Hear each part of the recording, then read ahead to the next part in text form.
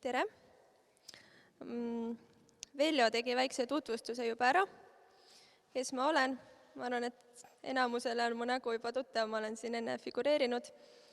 Meeta olen 23, olen veel ülikoolis ja õpetan koolis muusikat ka, et väikest õpetajatööd teen ka. Ise käisin Alfal umbes 4 aastat tagasi ja muidu olen kristlikust perest. Vahepeal natukene mässasin ja siis vaikselt niimoodi ja siis otsustasin, et Jumal on ikkagi minu jaoks ka parim variant ja jõudsin Olevistesse ja olen siin olnud 5 aastat peaaegu. Nii, aga tänane teema, miks ja kuidas lugeda piiblit. Ma arvan, et enne kui miks, siis võib hästi lühidalt rääkida, mis see piibel ikkagi on. Kindlasti kõige olulisem raamat, mis on üldse kunagi kirjutatud. Ma ei tea, kas te olete märganud, ma ise kunagi märkasin, et tegelikult seda sõna piibel kasutatakse ka muude raamatute puhul, mis iganes, kudumise piibel ja heegeldamise piibel ja kitarriakordide piibel. Mulle tegelikult väga ei meeldi, et see sõna nagu niimoodi on kasutusse ka läinud, aga see idee, mis seal taga on see, et kui sellise nimetusega raamat on, siis see tähendab, et sa peaksid sealt saama kõik sellised teadmised, et sa saad selle valdkonnaga hakkama. Ehk siis hästi olulised selle valdkonna põhimõtted ja oskused. Aga kristlaste jaoks on siis piibel tõesti see koht, kus nad saavad juhendi oma eluks ja teadmised, kes on Jumal ja kes oleme meie. Kui Veljo on seda teemat rääkinud, siis ta on alati toonud siia väga uhke hunniku piibleid, suuri ja väikseid ja kreekakeelseid ja heebreakeelseid ja kõik, mis tal kodus on, tõlked. Ja mul on ainult minu enda väike armas piibel kaasas, aga ta on mulle hästi kallis. Eelmine suvelaager, mu eelmine piibel läks kaotsi ja ma ei saa siiamaani aru, kuidas see võimalik on, sest see ei ole ikkagi nagu mingisugune väike nõel. Et see on ikkagi raamat, aga ma ei tea, kuidas ta võib-olla selle müstilise tormi ajal ta läks kuskile kaduma. Mul oli väga kahju, aga õnneks ma sain endale uue. Aga piibel on tegelikult õigem on öelda, et see mitte üks raamat, vaid raamatute kogu. See koosneb 66 raamatust ja see on jaotatud 2 ossa, Vana Testament ja Uus Testament. Ma arvan, et te olete sellest kuulnud. Vanas on siis vastavalt 39 raamatut.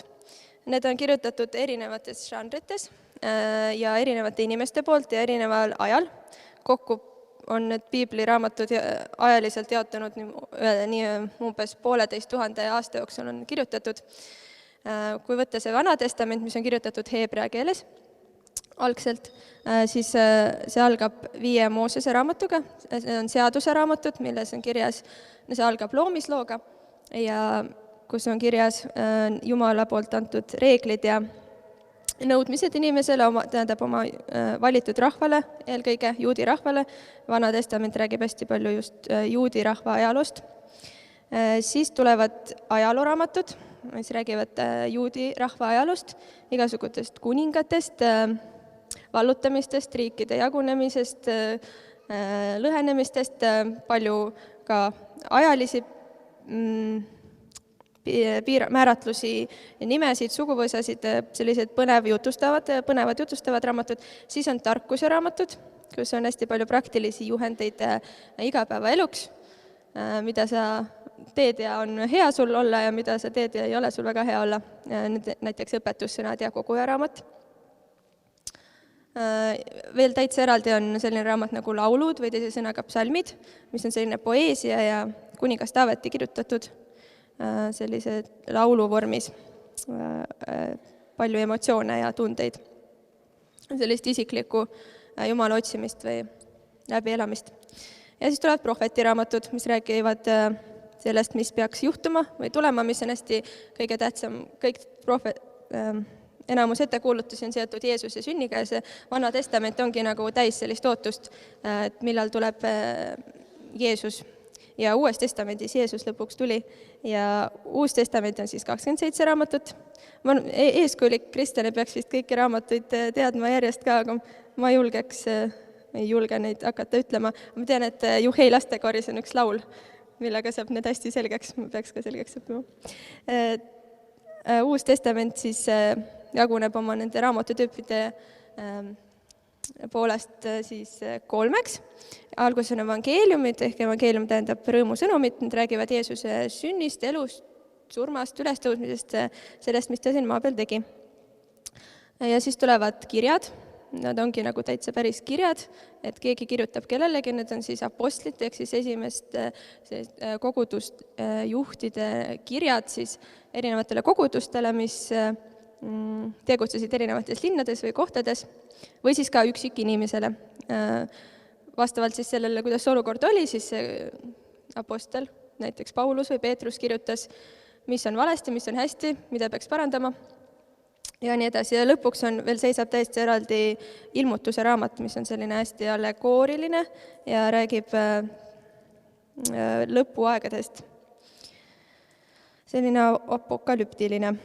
Ja hästi erinevad inimesed on need raamatud kõik kirjutanud, seal nende hulgas on kuningaid, õpetlasi, filosoofe, arste, näiteks Luukas, kes kirjutas, Luukas oli näiteks arst. Jah, hästi kalamehed ja karjased ka, aga mis kõiki neid ühendab, on see, et Jumal andis neile selle sõnumi, mille nad kirja said panna. Piibli kohta. Veljo juba ütles ka, et see on kahtlemata kõige populaarsem ja enim müüdud raamat üldse maailmas. Ja seda tõestab igasugune statistika, mida te võite otsida ka internetist ja isegi Wikipedia ütleb. Näiteks aastatel 1815 kuni 1975, see on 150 aastat, nende aastate jooksul trükiti siis umbes 5 biljonit piibleid või siis näiteks 2016. aastal selline piiblikirjastus nagu Gideon jagas siis või müüs välja 59 460 000 piiblit. Või siis iga aasta müüakse USA-s umbes 20 miljonit piiblit. No seda statistikat võite veel lugeda, kui see põnev on. Minu jaoks need numbrid nii väga põnevad ei olegi. Aga igatahes on see kindlasti kõige rohkem müüdud raamat.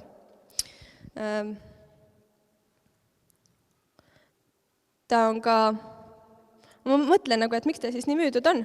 Küllap sellepärast, et ta on nagu nii ajatu ja kõnetav ja sobiv iga ühele, et mingisugusele keskaegsele Euroopa inimesele, siis aafriklasele, jaapanlasele, talumehele ja kuningale ja kõigile.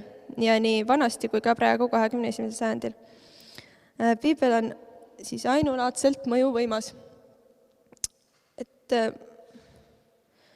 erinevalt võib-olla paljudest tavalistest raamatutest, mille sa ükskord läbi loed ja ongi kõik, ja võib-olla üks õhtu sind köidab või 2, on piibel midagi sellist, mis võib su elu muuta. See, mis seal nende kaante vahel on.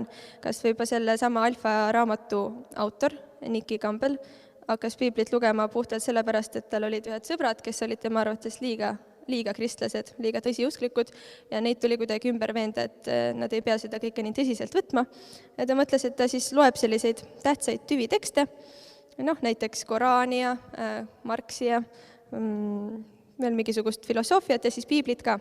Ja kui ta piiblit hakkas lugema, siis endalegi kuidagi nagu suhteliselt märkamatult äkki avastas, et see kõik on teda hästi haaranud, köitnud ja see on midagi, mis täiesti muutis ta elu. Ta võttis Jumala vastu ja temast sai ka hoopis seesama tõsiusklik kristlane. Ja neid lugusid on hästi palju. Mul endal tuli meelde üks intervjuu, mida ma kuulsin, üks pastor Kesk-Aasiast pärit. Temaga oli nii, et tal oli selline väga keevaline noorus ja nagu natuke kriminaalseks läks ka ja ta oli siis vangis ja siis seal oli lõpuks nii palju vaba aega, et polnud nagu midagi teha ja siis lõpuks sai raamatuid lugeda, siis ta mõtles, et peaks ennast nagu harima ja ma ei mäleta, kust ta sai selle nimekirja, keegi autoriteetne isik tema jaoks oli öelnud 10 raamatut, mida tema arvates peaks iga inimene olema lugenud ja siis mõnda ta oli juba lugenud, aga piiblit ei olnud lugenud. Siis ta mõtles, et ta peab selle ka läbi lugema. Ja siis ta võttis selle kätte ja luges esimest korda läbi, ühe korra luges läbi ja ta ei saanud midagi aru. Niimoodi ta räägib. Ja siis see väga pahandas teda. Siis ta mõtles, et kuidas mingisugused vanamemmed seal õigeusu kirikus käivad ja saavad aru ja mina ei saanud üldse aru. Ja ta otsustas, et ta siis peab lugema ühe korra veel. Ta peab ikkagi ju nagu pondile pihta saama. Ja selle lugemise käigus teistkordsel siis ta avastas ennast ka lõpuks, et ta on hoopis põlvedel ja usub seda sama Jumalat, kellest seal on räägitud, andis oma elu Jumalale ja nüüd on ta väga tuldtäis evangeeliumi kuulutaja. Või siis veel lähemalt siit samast Eestist üks pastor rääkis, kuidas ta ei teadnud, kuidas oma vanaemale rääkida Jumalast. See vanaema oli selline kange vene mutt, kes jõi ja rauskas ja oli kange ütlemisega ja piiblist ei tahtnud midagi kuulda, Jumalast ka mitte. Jumal ütles sellele pastorile, et iga kord, kui sa talle külla lähed, siis lihtsalt loe talle üks peatükk Johannes evangeeliumist. Ja siis ta mõtles, et olgu ma proovin. Alguses ei läinud väga hästi, sellele vanaemale väga ei meeldinud, aga iga korraga oli kuidagi nagu juba rahumeelsem ja siis vist kuskil 17. peatüki ajal see vanaema võttis Jumala sõna vastu ja temast sai kristlane. Ehk siis see on see, kuidas see Jumala sõna nagu töötab, see muudab meie südant. Ja isegi siis, et me ei pea nagu väga midagi juurde rääkima või kas või see sama pastor, kes seal vanglas oli, keegi talle otseselt ei kuulutanud, aga Jumala sõna, mida ta luges, see tegi temast tööd. See on see mõjuvõim. Ja arvatavasti sellepärast peetaksegi seda nii väärtuslikuks ka, et isegi nendes riikides ja nendel aegadel, kui piibel on keelatud või väga raskesti kättesaadav, on inimesed nõus maksma isegi oma elu hinda või vähemalt vabaduse hinda või vähemalt siis, et nad on taga kiusatud, et levitada ikkagi seda sõna, et piibel oleks kättesaadaval. Mul läks selles mõttes hästi, et me elame vabas Eestis, kus ma läksin ja ostsin endale uue piibli, aga kui ma selle ära kaotasin seal laagris, siis ma küll mõtlesin, et ma oleks võinud ükskõik mis muu asja ära kaotada, aga miks just piibel? Sest tal on nagu hoopis teine väärtus kui see lihtsalt selle paberi trükiväärtus, mis ta on siin 20 eurot umbes. Sest ta on ka minu elu hästi palju mõjutanud.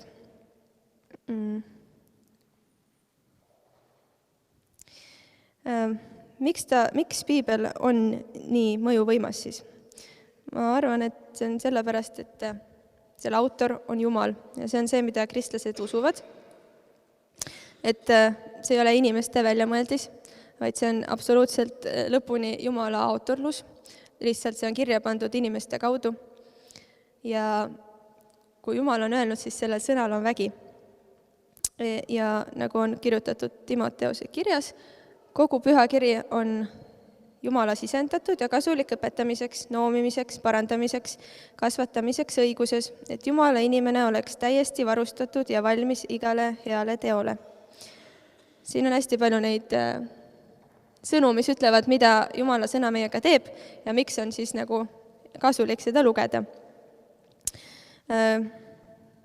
Nagu kõigi nende muude raamatutega, mida ka vahel piibliks nimetatakse, seal on kirjas mingisugused täiesti algasjad, põhitõed, kuidas sa pead midagi tegema või mis iganes instruktsioonid mõnele kodumasinale.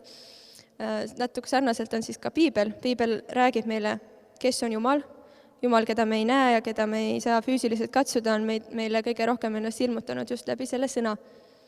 Kuigi ta ilmutab meile ennast ka teistmoodi, näiteks läbi unenägude või teiste inimeste või prohvetite või läbi looduse, aga piibel on üks selline peamisi Jumala ilmutamisviise.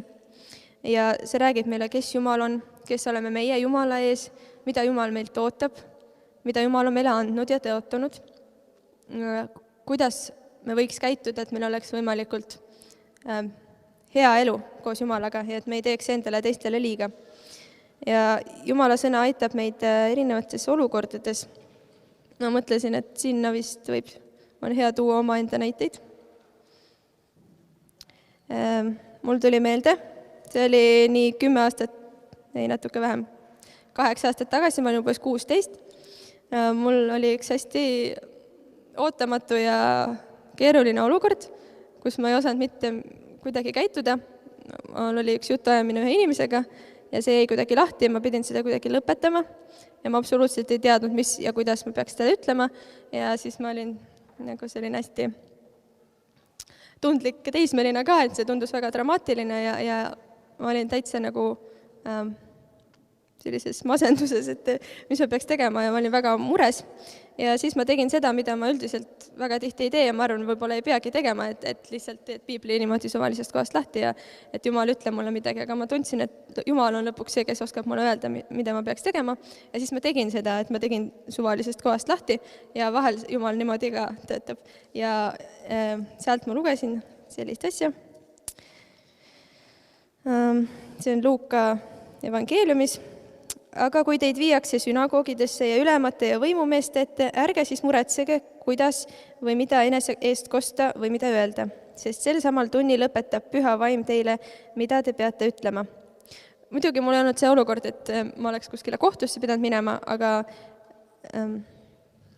see sama olukord, et ma ei teadnud, mida öelda ja see pani mind hästi muretsema, siis see oli mul nagu rusikas silmaauku. See niivõrd puudutas mind, et see mure oli lahtus sellel samal silmapilgul ja mul tuli kuidagi see mõte, et kuidas või mida ma peaks tegema ja kuidas käituma ja lõpuks see olukord läks hästi. Ma sain selle lahendatud.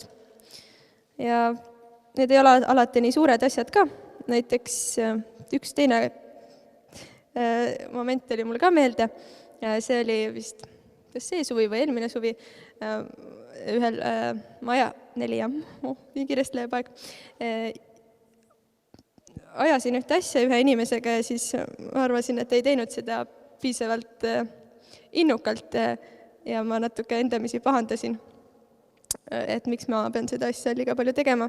Ja siis ma läksin magama ja siis ma hommikul ärkasin ja lugesin edasi oma piiblit täpselt sealt, kust mul parasjagu pooleli oli järg. Ja teine salm, mida ma lugesin, oli: ära lase oma meelt kergesti saada pahaseks, sest pahameel asub alpide põues. Ja ma tundsin, et see oli absoluutselt täiesti mulle.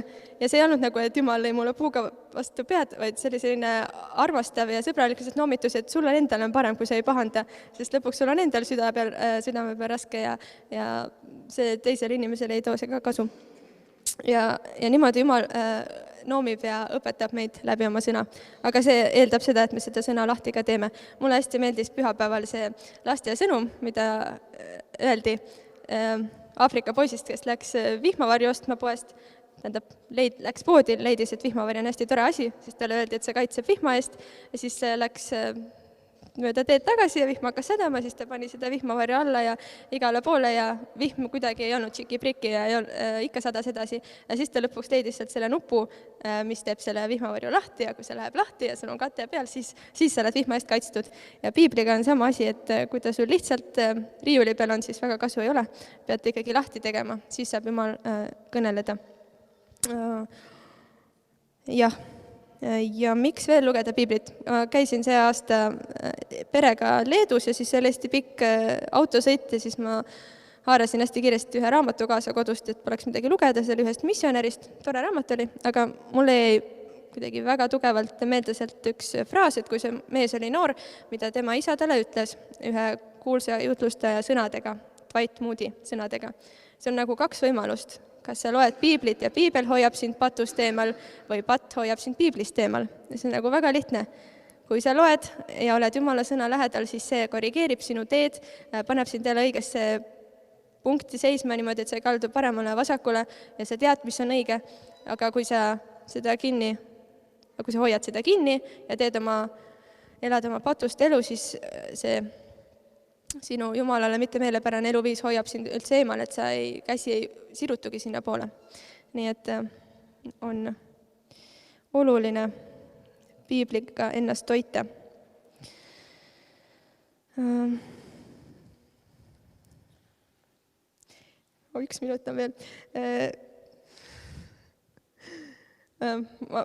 Ma oskaks rääkida veel päris palju tegelikult, miks on piiblit oluline lugeda. See annab aluse suhtluseks teiste kristlastega ja ka mitte kristlastega. Mul on päris mitu korda olnud niimoodi, et ma sõidan tööle rongiga või bussiga ja ma loen piiblit, ükskord tuli mu juurde istuma üks mustanahaline mees ja ütles, et sa loed piiblit, ma esimest korda näen, et keegi Eestis loeb piiblit. Ja siis me rääkisime ja siis ma sain endale ühe mustanahalise sõbra juurde. Või siis ükskord lugesin ka piiblit ja siis tuli see rongipileti müüja ja ta ütles, et see on kõige parem raamat üldse, mida saaks lugeda. Ja siis oli ka väga tore. Või siis mul on sõbranna, kes elab Saksamaal ja ükskord mul oli päris raske, siis ma kirjutasin talle ja kirjutasin talle ka, mis piibliraamatut ma loen ja mis mõtted mul sellega on ja siis ta kirjutab mulle vastu, et tead, ma ei loe nagu järjest, aga ma mõtlesin, et Jumal, millist raamatut ma võiks lugeda. Ja siis ta ütles, et loe täpselt sedasama Danieli raamatut ja siis me saime jagada, kuidas Jumal on mind kõnetanud selle sama tekstiga ja teda ja see oli nii julgustav, ülesehitav, et veel üks hea asi, miks piiblit lugeda ja pluss kõigele sellele juurde sellise boonuspunktina on see, et kuna piibel on nii mõjuvõimas, et ta on ka ta muudab kõige tähtsam on see, et ta muudab meid sisemiselt, aga ta on ka hästi väliselt kogu lääne kultuuri nii palju mõjutanud, et kui sa tead piiblilugusid ja mis on seal kirjas, siis sa oskad palju paremini vaadata maale, kuulata muusikat, lugeda kirjandust ja kõik on sulle palju arusaadavam. Ma alati naudin seda privileegi, et kui mul koolis kunstiajaloo tunniski hakatakse jutustama, kes on Taavet ja Koljat ja kõik on sellised, et ma ei tea, siis ma tean. Aga see on lihtsalt boonus juurde. Aga et te vahepeal natukene ellu ärkaksite enne, kui Madis tuleb ja räägib, kuidas praktiliselt rohkem seda piiblit lugeda, siis väikene mäng, äraarvamismäng. Siia slaidile tuleb mingi väide. Meie igapäevaelus on päris palju selliseid käibefraase, mida me kõik kasutame ja keegi ei ole väga mõelnud, et need on piiblist. Aga vahel on niimoodi, et need on natukene muudetud ja siis need ei ole päris piibli tekstid ka. No mina mõtlesin niimoodi, et kõik saaks liigutada, kõik saaks osa võtta, siis kui sa arvad, et see väide, mis tuleb siia ekraanile, on piiblist, siis sa tõused püsti ja kui sa arvad, et ei ole, siis sa istud ja vaatad, kuidas sul piibli tundmisega on. Kas te olete valmis?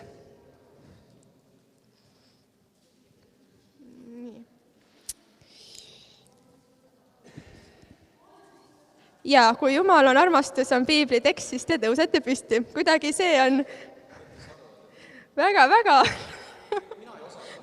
Okei. No nii.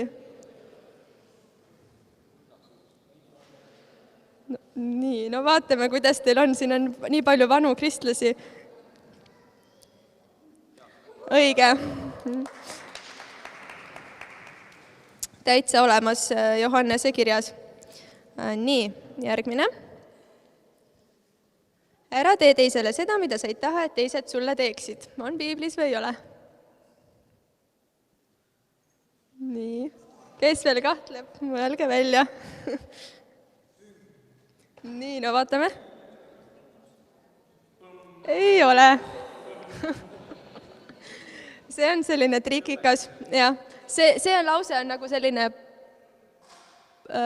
passiivne, et lihtsalt ära tee seda, mida sa ei taha ise teha. Seda on öelnud Hiina mõtleja Konfutsius. Piiblis on kirjas, et tee teisele seda, mida sa tahad, et teised sulle teeksid. Aktiivne. Jah, ole ise alustaja. Järgmine.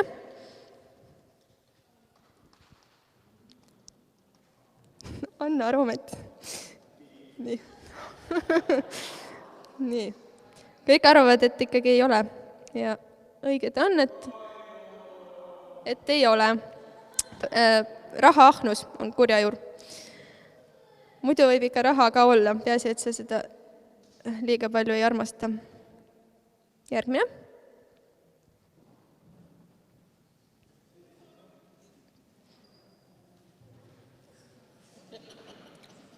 Nii, kontroll on. See on päris huvitav kirjakoht. See on üks nendest, millest ma nii väga aru ei saa. Vahel kõikidest kohtadest ei saa. Viimane kord püsti tõusta või mitte.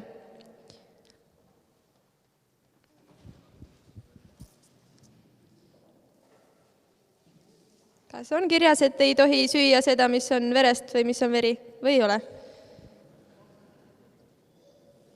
Nii.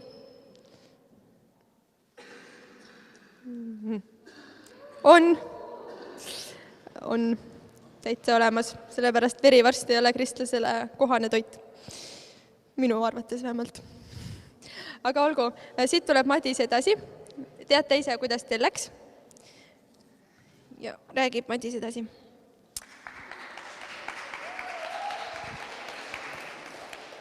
Nii, palju õnne võitjatele. Kes võitis? Kõik võitsid, okei. Tõsime korra kõik püsti, mõni võib-olla arvas, et mitte miski ei olnud, siis ringutame ka. Nii. On ju parem juba. Nii. Ei pea istuma, võib kuulata seistes. Mina olen Madis, olen ühe loengu juba pidanud. Nüüd pean olema veel tublim kui enne, järelikult. Igal juhul.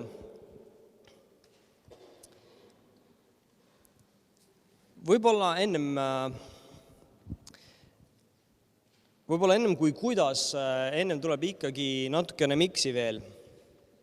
Ja nimelt, nagu me kuulsime, et Piibel on väga hea raamat ja see on väga hinnaline raamat. Ja paljud inimesed usuvad seda ja paljud inimesed usuvad seda ja väidavad ka, et Piibel on väga hea nagu eeskuju moraalinormide osas ja nende kehtestamise osas. Et ta on väga hea elureeglite allikas näiteks, kuidas asjad peavad olema. Siis on paljud nende hulgast usuvad veel lisaks sellele, et Piibel on tõesti, et Jumal on ise kõnelnud Piiblisse. Et see on nagu Jumala sõna, Jumal on selle nagu ilmutanud. Ja juba sellest üksi piisaks, et Piibel on hea raamat, et ta on väga hea elureeglite nagu allikas ja et Jumal on selles kõnelnud, mis siis, et mitu tuhat aastat tagasi. Juba sellest piisaks, et uurida ja lugeda Piiblit pühendunult ja põhjalikult ja analüüsida igat detaili ja lakkamatult harida ennast Piibliga seonduvatel teemadel, tutvuda ajalooga, kontekstiga ja vaielda võib-olla lõputult selle üle, vii ennast faktidega kurssi. See kõik ei olegi vale. Aga on üks arusaam Piiblist veel, mis ilma milleta võib see kõik osutuda kuidagi väsitavaks ja koormavaks. Ja muutub võib-olla nagu elustamise asemel hoopis kuidagi nagu suretavaks. Et Piibel ise ütleb ka, et kirjatäht suretab, aga vaim teeb elavaks. Mulle tundub, et inimesi kohutabki just kristlaste juures see, et selline kujutelm või selline kuvand, et kristlane on selline hall, morbiidne, või tal on selline konarlik, selline pikk sõrm, mis kogu aeg osutab kõigi peale, kritiseerib kõike, ajab näpuga järge, ta keelustab ja ahistab oma sõnade või vähemalt oma olekuga kõiki inimesi. Et lisaks sellele, et ta on elutud ja tundub isegi peaaegu usutu, et milleks siis üldse. Ja kristlased võivad tõepoolest sellised olla ja see tuleb sellest, et see üks asi läheb kergesti kaduma.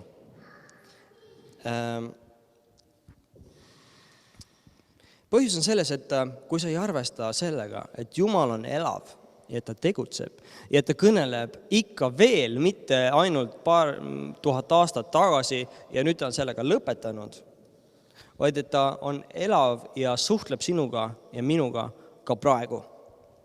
Isegi läbi Piibli, mis on kirjutatud 1000 aastaid tagasi.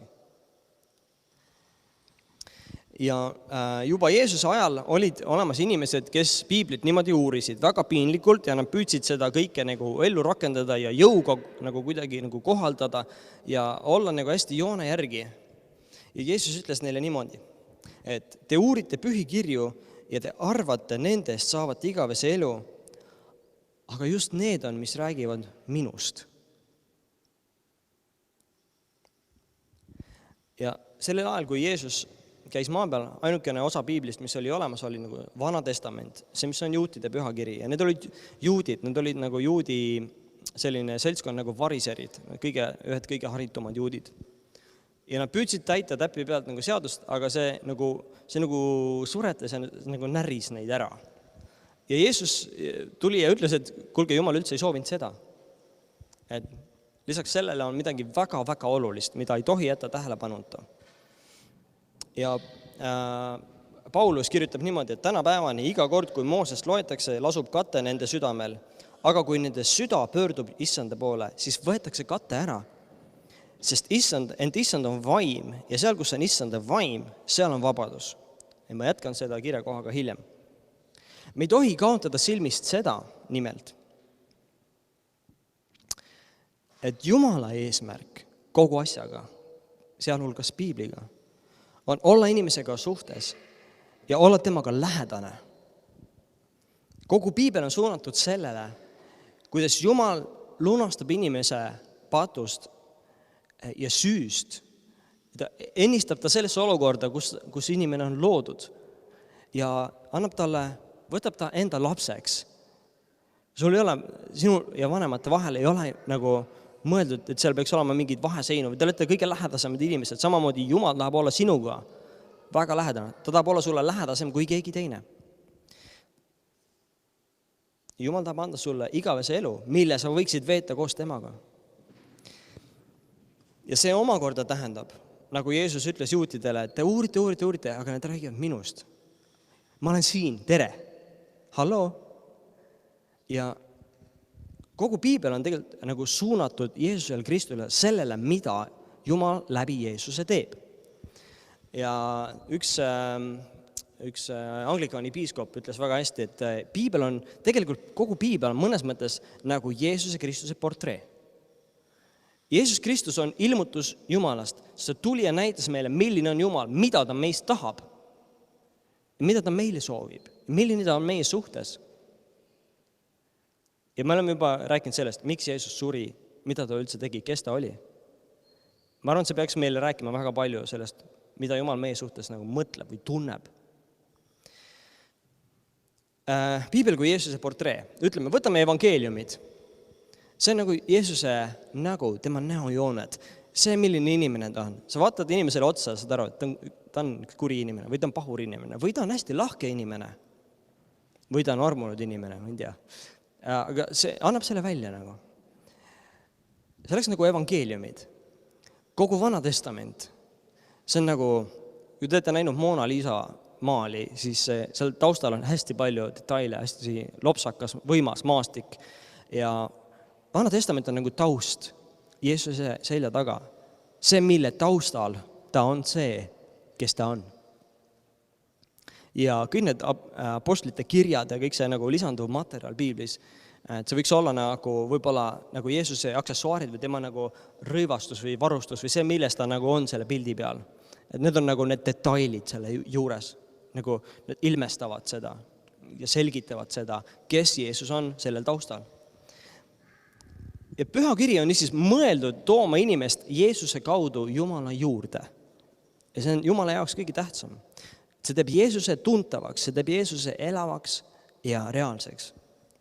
Martin Luther ütles niimoodi Piibli kohta, et pühakiri on sõim, milles Jeesus laps magab. Ärgem hakakem hindama hälli või seda sõime, unustades kummardada lapsukest. Ja nii tulebki välja, et Piibel on tegelikult maailma kõige pikem armastuskiri Jumalalt oma kõige kallimale loodule. See on üks väga-väga pikk story koos sellest, kuidas kõik algas, kuni selleni välja, kuidas me oleme lõpuni koos. Kuidas me ühel hetkel täiesti segamatult, täiesti vahetult oleme jälle koos. Ja Jeesus on see, mille kaudu Jumal seda teeb. Kuidas Jumal nagu purustab kõik vaheseinad enda ja meie vahel. Kui juba tavaline armastuskiri võib äratada näiteks nädalateks rõõmu ja anda jõudu, lootust, anda mõtte kõigele, mida sa teed. Kõik saab hoopis uue hoo sisse. Annab sulle parima enesehinnangu. Lootuse sellele, et olete ükskord koos, igatsetud koos olemisele, mis on nagu see reaalsus, mille peale sa loodad. siis kui palju enam võiks seda teha see Jumala lugu, mille ta räägib kogu piiblis. On usulahke, kus väidetakse, et nii nagu piibli tekst on lõplik, nii on ka Jumal ja Püha Vaim on kõnelemise lõpetanud. Et kõik on juba öeldud, nüüd tuleb lihtsalt sellega teha parim, mida me suudame teha. Ja Jumala imed ja see ilmutus Jumalast ja see, et ta sinuga räägib ja sinuga suhtleb, see on mineviku teema. Ja ausalt öeldes see on väga kurb. Niimoodi just tekivad sellised kristlased, kellest ma nagu rääkisin. See on nagu väga kurb. Et piibel ise ütleb, et kirjutab nagu Uue Testamendi tegelane, kirjutab teisele, et Püha Vaim räägib. Seal Vanas Testamendis ta räägib ikka veel kõigest sellest, mis nüüd on hakanud toimuma ja teie kõik võite saada sellest osa. Martin Luther jällegi ütleb niimoodi, piibel on elav, ta kõneleb mulle, tal on jalad, ta ajab mind taga, tal on käed, ta haarab minust kinni. Ja see tekst nagu on selline võimas. Püha Vaim räägib Jumala sõna kaudu meiega lõputult, ta kõnetab meid uutel ja uutel viisidel ja see on tegelikult reaalne ja elav suhe, mis läheb edasi. Ja piibel äratab usu seal, kus seda polnud. Kas keegi teab, kes on pildil? Kuidagi tuttav onu, et kui teile vuntsid ja kübar panna, et siis tuleb välja Hercule Poirot, Shakespeare'i teatri näitleja. Tema leidis usu Jumalasse niimoodi, et oli hotellitoas vannis ja tundis järsku, et ta peab lugema piiblit, siis ta soris hotelli sahtlites ja paljudes hotellides sahtlis on piibel. Ta leidis selle piibli ja hakkas seda lugema ja kui ta oli teisel ringil kuskil evangeeliumites, siis ta andis oma elu Jumalale. Piibel annab usu sinna, kus on. Usk tuleb kuulutusest, ütleb piibel, ja kuulutus tuleb Kristuse sõna kaudu ja piibel on Jumala sõna. Ja piibel kõneleb kristlasele, et see suhe Jumalaga pidevalt kasvab ja areneb ja muutub edasi. Ja selle kohta ütleb piibel, et meid kõiki, kes me katmata palgega vaatleme issanda kirkust ja vaatleme seda Jeesuse portreed, muudetakse samasuguseks kirkusest kirkusesse ja seda teeb issand, kes on vaim. See Jumala tegevus piibli juures on väga oluline. Piibel annab kristlasele rahu ja kindluse, isegi keset kaost. Ka kui ma kõnniksin surmavarjuorus, ma ei karda kurja, sest sinu kepp ja su sau on minu. Piibli sõnad. Ta aitab meil langetada otsuseid ja teha valikuid. Ta on meie jalale lambiks, ütleb piibel. Et pimedas, see on nagu taskulambiga, sa näed, kuhu sa lähed, isegi kui on täiesti kott pime. Õpetussõnades isegi, et ta annab meile ihule tervise, kas või läbi selle, et me õpime õigesti elama. Ta kaitseb meid valede ja vaimsete rünnakute vastu, depressiooni vastu, aga ka uhkuse vastu. Ta kaitseb meid kiusatuste vastu. Kui Jeesust kiusati kiusatustega, siis ta kasutas ainult Jumala sõna, et sellele vastu seista. Tõesti, et tõde on siin. Jumala sõna on selline. Reaalsus, milles ma elan, on selline, et sa ei saa mind kõigutada nagu sellelt aluselt. Ma ei jää sind uskuma lihtsalt. Ja meil on nii kerge jääda uskuma kõike seda, mis tuleb telekast või Facebookist või Instast või ükskõik kust. Ja siis veel mingid muud mingite inimeste hinnangud või arvamused ja me mõtleme igasugu õudusi kokku. Aga piibel annab meile kindla aluse sellest, kes me oleme. Sest Jumala sõna on elav ja tõhus ja vahedam kui ükski kaheterane mõõk ning tungib läbi, kuni ta eraldab hinge ja vaimu, liigesed ja üdi ning on südame, meelsuse ja kaalutluste hindaja.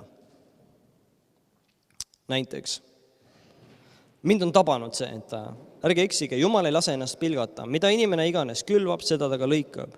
Kes oma lihalikule loomusele külvab, see lõikab lihalikust loomusest kaduvust. Kes aga vaimule külvab, see lõikab vaimust igavest elu. Ja nii kerge, ma lähen õhtul koju, ma olen väsinud ka, ma tegeleks kõige mõttetumate asjadega. Ma oleks telku käima, lihtsalt vajuks patja. Aga samal ajal on olulisi asju. Ma saaksin hoolida oma perest. Ma saaksin võtta oma tütre, mu naine saaks puhata, ta on terve päev olnud nagu seal. Ma saaksin rääkida Jumalaga. Et ühed asjad annavad elu ja teised asjad nagu rõhutavad kõike seda, mis tegelikult muudab, nagu lahustab mu elu nagu mitte millekski. Mõttetuks. Okei. Viimane minut ja kuidas lugeda piiblit. No fakt on see, et kui sa aega millegi sellise jaoks ei võta, siis seda ei teki ka. Seepärast, et meil on tõesti kalduvus täita oma aega igasuguste asjadega. kui meil on ka see vaba aeg ja vaevalt me hakkaksime oma aega kasutama targemini, kui meil oleks seda lihtsalt rohkem. Me juba elame seda elu. Ehk siis sa pead valima seda, et sa tahad võtta aega, et lugeda piiblit ja eraldama selle aja. Ja mina üritan seda teha hommikul ühe kõige esimese asjana. Võib-olla kui olen nagu vetsus ära käinud, ma istun diivanisse, võtan piibli lahti ja loen. Ja vahel on see 3 tundi, aga vahel on see 10 minutit või 5 minutit, sest mul ei ole rohkem aega, sest on vaja asju teha. Aga ma annan nagu sellele oma koha. Ja ma saan aru sellest, et kui ma ei raja enda päeva Jumala sõnale, siis väga palju võib minna kuidagi viltu. Nii, kõigepealt, sul ei ole mingit harjumust. See tähendab seda võib-olla, et sa ei peaks liiga palju endalt kohe ootama. Et sa ei pea nagu otsustama, et 66 päevaga loen terve piibli läbi, et iga päev ühe raamatu. Et pool piiblit täna, pool homme, eks ole. Parem on see, kui sa loed igal päeval võib-olla kas või paar salmi ja lähed sellega ja see saab sulle harjumuseks, see saab sulle omaseks. Kui see, et sa loed alguses liiga palju, järgmine vaatab, ei, ma nii palju küll ei saa, aga vähem on ka häbi ja siis üldse jääb see kõik nagu soiku. Püstita realistlikud eesmärgid. Ära tõsta kohe oma naba paigast. Ja kui Jumal sulle kõneleb, igaks juhuks võta alati märkmik kaasa. Ja siis muide kõneleb ka saatana. Näiteks ta kõneleb nii, sul hakkab kohe tulema meelde must miljon väikest asja, mida sa pidid tegema, kui sa hakkad lugema piiblit ja võtma aega Jumala jaoks. Siis sa võid teile öelda, et aga hiljem, ja siis kirjutad selle üles lihtsalt. Kirjuta kõik need asjad üles, ma ei tegele sellega praegu on Jumala aeg. Need asjad nagu. Pärast mul on jube hea, nagu. Ta on mulle teinud teene, sest mul tuleb kõik meelde, mis oli vaja teha, mis ma vahepeal unustanud. Aga see aeg anna Jumalale. Kui sa seda ei võta, siis seda ei teki. Leia õige koht ja kõige parem, enam-vähem iga koht sobib, aga kõige parem koht on see, kus sa saad tegelikult keskenduda kuidagi. Ja võta see koht selle jaoks. Palu Jumalat, et ta räägiks sinuga piibli kaudu. Jumal on elav ja Jumal räägib. Ja mine selle ootusärevusega ja ütle, et Jumal, ma tahan kuulda sinu häält. Ma tahan, et ma mõistaksin midagi sinu kohta, midagi enda kohta, midagi selle elu kohta, mida ma elan. Ja ma palun, et sa avaksid selle mulle oma sõnast. Piibel on Jumala sõna, mis on kõigile inimestele öeldud. Ja peale selle on Jumalale veel sulle palju isiklikku, mis tuleb siit. Aitäh teile!